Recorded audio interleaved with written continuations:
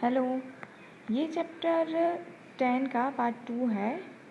हमने चैप्टर 1 में देखा था कि सार कैसे करें। ओके, तो इसे हम इसको कंटिन्यू करते हैं। इसमें हम देखते हैं फर्स्ट के सार संक्षेपण की विधि। सर्वप्रथम ये जान लेना अति आवश्यक है कि किसी गद्यांश के संप्रेषण और सार में अंतर होता है। ओके, संप्रेषण में क्या होता है कि किसी दी हुई सामग्री का संक्षिप्त या छोटा रूप होता है, परंतु सार जो है वो संक्षिप्त से अधिक छोटा होता है। सार क्या होता है, बहुत छोटा होता है, उससे थोड़ा बड़ा हो तो उसको क्या बोलेंगे, संक्षिप्पण बोलेंगे। ओके, सार और सारांश दोनों ही शब्द एक रूप में प्रयुक्त होते हैं। सार बोलो या सारांश बोलो, दोनों सेम है। प्रायः मूल अवतरण से संक्षेपण 1/3 होता है।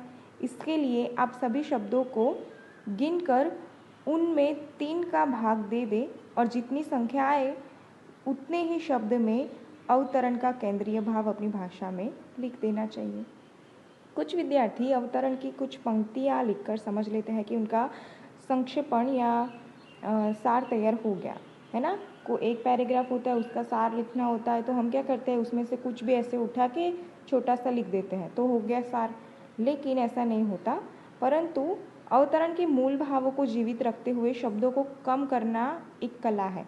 मतलब जो पैराग्राफ में जो बोला जा रहा है, ठीक है, उसका सार हमें लिखना है, तो पैराग्राफ में जो मेन बात है वो भी आपके सार में आनी चाहिए, राइट, वो मेन है। तो उसकी 2 विधि है, एक तो है त्याग विधि और सेकंड है परिवर्तन विधि। फर्स्ट देखते हैं त्याग विधि क्या होती है। तो इसके अंतर्गत शब्दों को छोड़ना होता है, अर्थात जो शब्द काम के नहीं हैं उन्हें हटा देने पर भी अर्थ में कोई परिवर्तन नहीं आता। यानी कि जो पैराग्राफ दिया गया है, अनुच्छेद दिया गया है जिसका सार हमें लिखना है, तो उसका जो मूल भाव है, जो वो हमें क्या बोलना चाहता है, ठीक है, वो हमारे सार में वैसे का वैसा ही रहता है। चाहे हम अनुच्छेद में से कुछ भी हटा दें तो उसका अर्थ नहीं बदलता जो हमें वो कहना चाहता है। ओके, तो इसमें लेखक का परिचय, पता आदि नहीं लिखा जाता, ठीक है, नहीं लिखा जाता। किसी बात को यदि उदाहरण आदि देकर समझाया गया है तो उन्हें छोड़ दिया जाता है। यानी कि अनुच्छेद में कोई उदाहरण दिए गए हैं तो उस उदाहरण को लिखना आवश्यक नहीं होगा। केवल मूल संदेश ही लिया जाता है। लोकोक्ति, अलंकार आदि का प्रयोग भी त्याग दिया जाता है। वाक्यों को संकुचित करके लिखा जाता है। संकुचित यानी कि जो भी पूरा वाक्य है उसको बन सके उतना छोटा लिखें, लेकिन उसका अर्थ नहीं बदलना चाहिए। समझ गए। फिर अनेक शब्दों के लिए एक शब्द से काम चलाया जाता है, जैसे कि मुहावरा हो गया, ठीक है। भाषा में चुस्ती और कसाव अपेक्षित है, जिससे संक्षेपण सरल, स्वाभाविक, सुंदर और प्रभावी लगे। इन बातों का कार्यालय में पत्रों, टिप्पणी, रिपोर्टों आदि को संक्षेप में लिखते समय भी ध्यान रखना आवश्यक होता है। तो ये क्या हो गई, त्याग विधि। त्याग विधि में क्या आया कि आप कोई उदाहरण होता है वो छोड़ सकते हैं, जो आपके काम के शब्द नहीं वो छोड़ सकते हैं, लेकिन ध्यान ये रखना है कि जो आपका अनुच्छेद है उसका सार लिखते समय जो अनुच्छेद बोलना चाहता है, ठीक है, क्या संदेश दे रहा है हमें, वो अर्थ नहीं बदलना चाहिए आपके सार में, वो वैसे का वैसा ही आना चाहिए। बाकी के आप शब्द जो है वो हटा सकते हो, मुहावरे भी अंदर डाल सकते हो, ठीक है। तो ये क्या होगी, पूरी त्याग विधि। सेकंड देखते हैं परिवर्तन विधि। तो इस विधि में मूल अवतरण की भाषा को ज्यों का त्यों न उतार कर कुछ परिवर्तन करना अपेक्षित है, ठीक है। जैसे कि संधि और समास का प्रयोग करके शब्दों को कम किया जा सकता है, राइट। उदाहरण के लिए पीला वस्त्र पहनने वाले कृष्ण भगवान, उसके लिए हम पीताम्बर शब्द यूज कर सकते हैं। पीताम्बर बोलो या श्री कृष्ण बोलो, पीले वस्त्र वाले, तो वो दोनों सेम हो गया। तो हम इस लाइन की जगह हम पीताम्बर शब्द यूज कर सकते हैं। या फिर राजा का पुत्र, तो उसके लिए हम राजपुत्र, तो यानी क्या हो गया, शब्द जो है वो छोटा हो गया, ठीक है। इसी प्रकार कई शब्दों के लिए एक शब्द का प्रयोग कर वाक्य को छोटा किया जा सकता है। जैसे कि जो ईश्वर को नहीं मानता उसको क्या बोलेंगे, हम नास्तिक बोल सकते हैं। ठीक है, तो हम ये ना लिख के इसको लिख सकते हैं, तो हमारा पैराग्राफ जो हमारा सार है वो हो सके उतना छोटा हो सकता है। या फिर जिस पर मुकदमा चल रहा हो तो उसको क्या बोलेंगे, अभियुक्त कहलाता है। अच्छे आचरण वाले को क्या बोलेंगे, सदाचारी। जो पढ़ा जा सके उसको क्या बोलते हैं, पठनीय। जो नहीं पढ़ा जा सकता या मतलब जो नया है पढ़ने के लिए उसको क्या बोलेंगे, अपठित। ठीक है, तो इस तरह से कई शब्दों के लिए एक शब्द यानी कि मुहावरे का यूज़ करके हम अपने सार को लिख सकते हैं। ज़रूरी नहीं कि जैसा अनुच्छेद में दिया गया है बिल्कुल हम वैसा ही लिखें, ऐसा ज़रूरी नहीं है। तो ये क्या हो गया, परिवर्तन विधि। तो त्याग विधि और परिवर्तन विधि में आपको अंतर समझ में आ गया। उदाहरण के लिए देखते हैं कि अवतरण में आप रेखांकित शब्द को छोड़ सकते हैं और कुछ वाक्य का परिवर्तन करके संक्षिप्पण तैयार कर सकते हैं।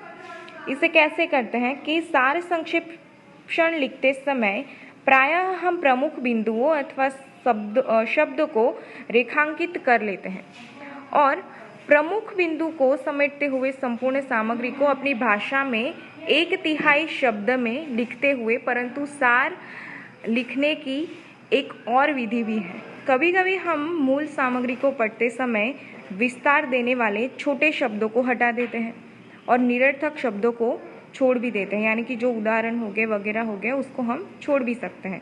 तो इस नियमानुसार उपर्युक्त बातों को ध्यान में रखते हुए इस अनुच्छेद को पढ़ते हैं। ठीक है, यहाँ पे एक एग्जाम्पल दिया गया, उसको देखते हैं कि भारत का काव्य रूपी आकाश मंडल अगणित प्रभावपूर्ण जुगनुओं से दैदीप्यमान है, पर तुलसीदास का तेज उज्ज्वलता और चमत्कार से परिपूर्ण उनकी प्रदीप्त क्रांति और कीर्ति बढ़ चढ़कर है। वेश आकाश मंडल के असंख्य तारों के बीच मध्याह्न कालीन के प्रचंड मार्तंड के समान प्रकाशमान है। किसी ने कहा है कि तुलसीदास हमारे लिए ही नहीं बल्कि हमारी आगामी संतानों के लिए भी एक अनुकरणीय और अनुपम आदर्श है। जो स्थान अंग्रेजी साहित्य में शेक्सपियर का है उससे कहीं ऊंचा स्थान हम हिंदी साहित्य में तुलसीदास को देते हैं।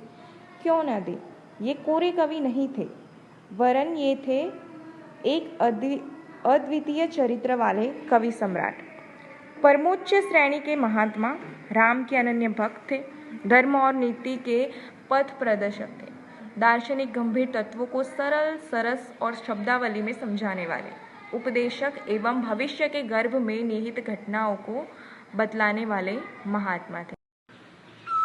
तो अभी हमने ऊपर के अनुच्छेद में लेखक ने जो कवि तुलसीदास के व्यक्तित्व पर प्रकाश डाला है उसके बारे में देखा। ठीक है, तो इस अनुच्छेद में वो बोलना क्या चाहते हैं कि वे इस आकाश मंडल के असंख्य चमकीले तारों के बीच मध्याह्न कालीन प्रचंड मार्तंड के समान प्रकाशमान है। तो ये कहकर वह पहले वाक्य में वो अपनी बात की व्याख्या रखते हैं। ओके,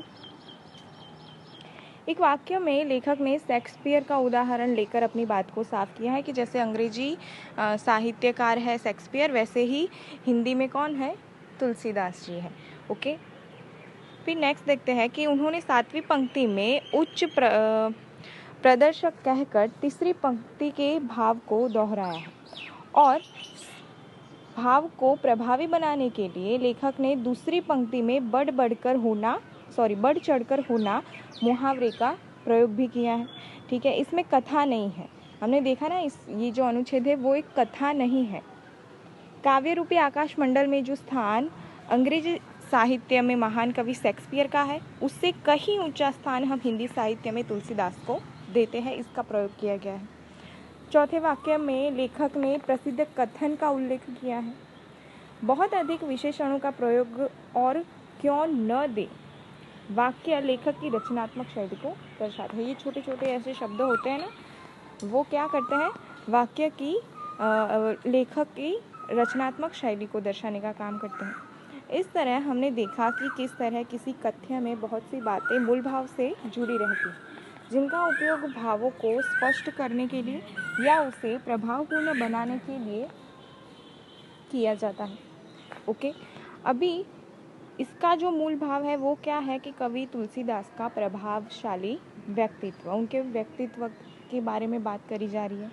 तो इसे 3 बार पढ़कर हम ये कह सकते हैं इसका संबंधित भाव जो है वो कवि तुलसीदास के व्यक्तित्व की विशेषताएं, जैसे कि पथ प्रदर्शक बोला गया है, दार्शनिक बोला गया है, उनको राम के अनन्य भक्त बोला गया है, वगैरह वगैरह। ठीक है, तो पिछले चरण में हम देखा है कि मूल भाव को स्पष्ट करने के लिए लेखक ने कहाँ व्याख्या की है, कहाँ उदाहरण दिया है और कहाँ भाव को दोहराया है। ठीक है, फिर हमने देखा था कि अपनी बात को प्रभावशाली बनाने के लिए लेखक ने कौन कौन से मुहावरे, अलंकार और प्रसिद्ध कथन आदि का प्रयोग किया है और किस शैली का व्यवहार किया है। इसके बाद मूल भाव पर ध्यान केंद्रित कर हम भाव को स्पष्ट करने के लिए, प्रभावी बनाने के लिए प्रयुक्त तत्व को हटाकर विवरणात्मक अन्य पुरुष शैली में सार लिखते हैं। विवरणात्मकता का अर्थ क्या होता है कि हमें सार में केवल विवरण देना चाहिए, हमें संवाद या संबोधन आदि कौशल के स्थान पर अन्य पुरुष शैली में सार लिखना चाहिए। ओके, फिर ऊपर के चरणों में गुजरते हुए हम ऊपर आए तो अनुच्छेद का सार लेखन हम किस प्रकार लिख सकते हैं। जो अनुच्छेद अभी तुलसीदास का पढ़ा उसका सार लेखन हम कैसे कर सकते हैं कि विश्व साहित्य में शेक्सपियर के समान तुलसीदास का महत्वपूर्ण स्थान है। अभी इस लाइन को आगे अनुच्छेद वाली लाइन से कंपेयर करना है, तो आप जानोगे कि उसमें से जो मतलब जो ना काम की चीज़ें हैं, ना काम के शब्द है, उसको हटाकर जो वाक्य है उसको एकदम शॉर्ट बना दिया। ठीक है, फिर महाकवि तुलसीदास ने हिंदी काव्य में अनुपम रचनाएं दी है। वे कवि होने के साथ साथ चरित्रवान, अनन्य राम भक्त, महात्मा, दार्शनिक, धर्म और नीति के पथ प्रदर्शक, गंभीर बातों को सरल भाषा में समझाने वाले उपदेशक और भविष्य दृष्टा थे। तो जो एक एक लाइन में उनकी व्याख्या करी गई थी कि वो कैसे है, उसको यहाँ एक पूरी लाइन में ले लिया, यानी कि जो ज़्यादा शब्द थे, जो ना काम के शब्द थे, उसको हटा दिया। ओके, फिर सार संक्षिप्त का आकार मूल सामग्री का लगभग कितना होना चाहिए, 1/3। तो हमने देखा कि अनुच्छेद कितना बड़ा था और जबकि हमने उसको 4 लाइन में लिखा। सार हमने कितने लिखा, 48 शब्दों में लिखा। ठीक है, कितने, 48 शब्दों में लिखा। सार संक्षिप्त लिख देने के बाद हमें एक बार उसे पढ़कर देख लेना चाहिए कि उसमें कोई मुख्य बात आने से तो नहीं रह गई, यानी कि जो उसका मेन भावार्थ है, उसका मेन जो एम है, क्या कहना चाहते हैं, वो कहीं छूट तो नहीं गया हमसे, वो एक बार ज़रूर देख लें। ठीक है, और अनावश्यक बात तो नहीं आ गई, यानी कि जो नहीं आना चाहिए वो तो हमने नहीं लिख दिया। भाषा शैली भी दुरुस्त कर लेनी चाहिए, यानी कि हमें अपनी भाषा शैली, यानी कि जो हमने लिखा है उसको एक बार ज़रूर पढ़ लें, ताकि हमें कोई गलती हमसे होगी हो तो वो हमें नज़र में आ जाए। ओके, नेक्स्ट देखते हैं कि पत्रों और टिप्पणियों का सार लेखन में सावधानी, सार लिखने में सावधानी। पत्रों, टिप्पणियों और रिपोर्टों का सार तैयार करने में अत्यधिक सावधानी की आवश्यकता होती है। पहले पत्र या टिप्पणी को ध्यान से पढ़ो, फिर यदि एक बार से बात स्पष्ट नहीं होती, यानी कि एक बार में आपको समझ में नहीं आता, तो आप उसे 2-3 बार और पढ़ो। ओके, क्योंकि यदि पत्र में दी गई बात ठीक से समझ में नहीं आती तो सार में भी गलती हो सकती है, जाहिर सी बात है। पत्रों में सरकारी नियम होते हैं, आदेश या पूर्व पत्रों का उल्लेख रहता है, तो इसीलिए ज़रूरी होता है कि उनका सार बनाने से पहले उस सामग्री को ठीक से देख लिया जाए। ठीक है, सरकारी कामकाज है तो उसमें बहुत से इंपॉर्टेंट पॉइंट होते हैं, अगर हम वो उसे ठीक से नहीं समझेंगे तो उसका सार कैसे लिखेंगे, और हो सकता है कोई ऐसी आवश्यक चीज़ हमसे छूट जाए तो काफ़ी गड़बड़ हो सकती है, राइट। तो इसीलिए यह ज़रूरी है कि उसका सार बनाने से पहले उस सामग्री को ठीक से देख लें, तभी सार ठीक और उपयोगी बन सकता है। यह तो आप जानते ही हैं कि फाइल के 2 भाग होते हैं, एक होता है पत्राचार वाला भाग और एक होता है टिप्पणी वाला भाग। पत्राचार भाग में मामले से संबंधित पत्र रखे जाते हैं और टिप्पणी वाले भाग में संबंधित टिप्पणियाँ होती हैं। ये टिप्पणियाँ ऐसे लिखी जाती है कि इनमें पूर्व टिप्पणियों का सार, जिन्हें हम पढ़े बिना ही आगे टिप्पण लिखा जा सके। यह भी आप जानते हैं कि कार्यालय का हर मामला टिप्पणियों की मदद से निपटाया जाता है, इसलिए टिप्पण लेखन में बहुत सावधानी की अपेक्षा होती है। अगर टिप्पण लेखन में छोटी सी भी चूक हो जाती है तो कार्यवाही की पूरी दिशा ही बदल जाती है। तो सार लेखन के समय हमें क्या बातें ध्यान में रखनी चाहिए? फर्स्ट तो ये कि एक, दो या अधिक बार पढ़कर मूल सामग्री को समझना। जो मूल अनुच्छेद है उसको हम समझ लें, ठीक है। फिर क्या करना है कि सामग्री में जो व्याख्या, उदाहरण और भाव है या उनके भावों की जो दोहराव है उसको रेखांकित करना, यानी कि उनको एक अलग साइड पे लिख लो कि इतने उदाहरण दिए हैं, इतने व्याख्याएं हैं और इतनी बार इस वाक्य को दोहराया गया है किसी भी तरीके से। ओके। फिर मूल भाव को अलग कर कागज़ पर लिखो, यानी कि आपका अनुच्छेद कहना क्या चाहता है आपसे वो लिखो। मूल भाव और उससे संबंधित भावों के आधार पर विवरणात्मक अन्य पुरुष शैली में मूल सामग्री से लगभग 1/3 आकार में सार संक्षिप्तण लिखना, ठीक है। जैसे हमने आगे उदाहरण में देखा तुलसीदास वाले, तो हमने कैसे उसको एकदम हाफ में लिखा, 1/3 में, बिल्कुल वैसे। ओके।